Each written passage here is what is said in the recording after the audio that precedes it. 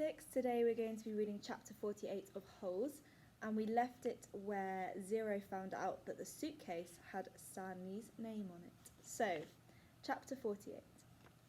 They slowly walked back to camp. The tall man was the Texas Attorney General, the chief law enforcement officer for the state. Stanley's lawyer was named Miss Marengo. Stanley held the suitcase. He was so tired he couldn't think straight. He felt as if he was walking in a dream, not quite able to comprehend what was going on around him. They stopped in front of the camp office. Mr. Sir went inside to get Stanley's belongings. The Attorney General told Mr. Pendanski to get the boys something to eat and drink. The warden seemed as dazed as Stanley. "You can't even read," she said to Zero. Zero said nothing. Miss Marengo put a hand on Stanley's shoulder and told him to hang in there. He would be seeing his parents soon. She was shorter than Stanley, but somehow gave the appearance of being tall. Mr. Pendanski returned with 2 cartons of orange juice and 2 bagels. Stanley drank the juice, but he didn't feel like eating anything. "Wait!" the warden exclaimed. "I didn't say he stole the suitcase. It's his suitcase, obviously, but he put my things from my cabin inside it." "That isn't what you said earlier," said Miss Marengo. "What's in the suitcase?" the warden asked Stanley. "Tell us what's in it, then we'll open it and see." Stanley didn't know what to do.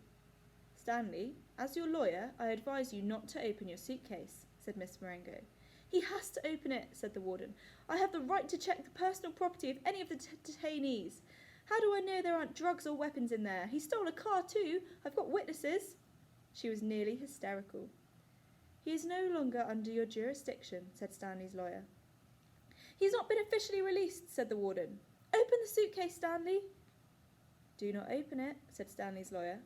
Stanley did nothing. Mr. Sir returned from the office with Stanley's backpack and clothes. The Attorney General handed Miss Marengo a sheet of paper. "You are free to go," he said to Stanley. "I know you're anxious to get out of here, so you can just keep the orange suit as a souvenir, or burn it, whatever you want. Good luck, Stanley." He reached out his hand to shake, but Miss Marengo hurried Stanley away. "Come on, Stanley," she said. "We have a lot to talk about." Stanley stopped and turned to look at Zero. He couldn't just leave him there. Zero gave him a thumbs up. "I can't leave Hector," Stanley said. "I suggest we go," said his lawyer with a sense of urgency in her voice. "I'll be okay," said Zero. His eyes shifted towards Mr. Pendanski on one side of him, then to the warden and Mr. Sir on the other. "There's nothing I can do for your friend," said Miss Marengo. "You are released pursuant to an order from the judge." "They'll kill him," said Stanley. "Your friend is not in danger," said the Attorney General. "There's going to be an investigation into everything that's happened here. For the present, I am taking charge of the camp." "Come on, Stanley," said his lawyer. "Your parents are waiting." Stanley stayed where he was. His lawyer sighed.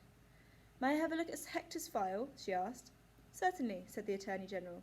"Miss Walker, go and get Hector's file." She looked at him blankly. "Well?" The warden turned to Mr. Pendanski. "Bring me Hector Zeroni's file." He stared at her. "Get it," she ordered. Mr. Pendanski went into the office. He returned a few minutes later and announced the file was apparently misplaced.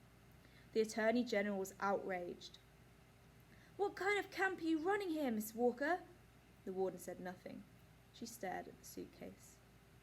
The Attorney General assured Stanley's lawyer that he would get the records. "Excuse me while I call my office."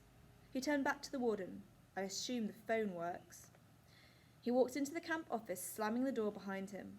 A little while later, he reappeared and told the warden he wanted to talk to her. She cursed and then went inside. Stanley gave Zero a thumbs up. "Caveman, is that you?" He turned to see Armpit and Squid coming out of the rec room. Squid shouted back into the rec room, "Caveman and Zero are out here." Soon, all the boys from Group D had gathered around him and Zero. "Good to see you, man," said Armpit, shaking his hand. "We thought you were buzzard food." "Stanley is being released today," said Mr. Pendanski. "Way to go," said Magnet, hitting him on the shoulder. "And you didn't even have to step on a rattlesnake," said Squid. Even Zigzag shook Stanley's hand. "Sorry about, "It's cool," said Stanley. "We had to lift the truck clear out of the hole," Zigzag told him.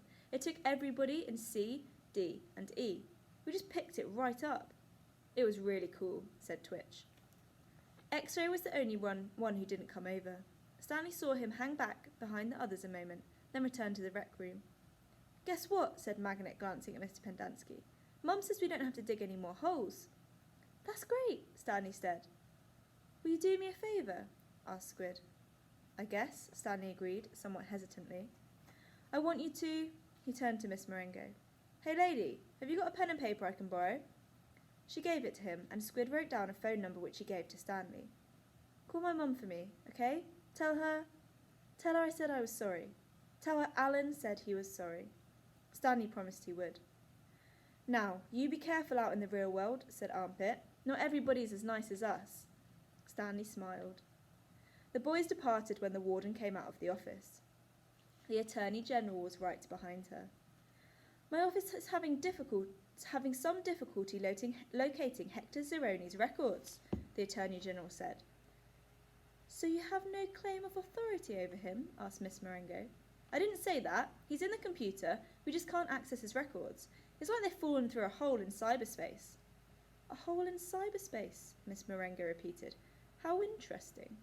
When is his release date? I don't know. How long has he been here? Like I said, we can't... So what are you planning to do with him? Keep him confined indefinitely, without justification, while you go crawling back through black holes in cyberspace? The Attorney General stared at her. He was obviously incarcerated for a reason. Oh, and what reason was that? The Attorney General said nothing. Stanley's lawyer took hold of Zero's hand. Come on, Hector, you're coming with us. Okay, so that is the end of chapter 48. We've only got 2 chapters until the end of the book, so listen tomorrow to find out what happens in the end of Holes.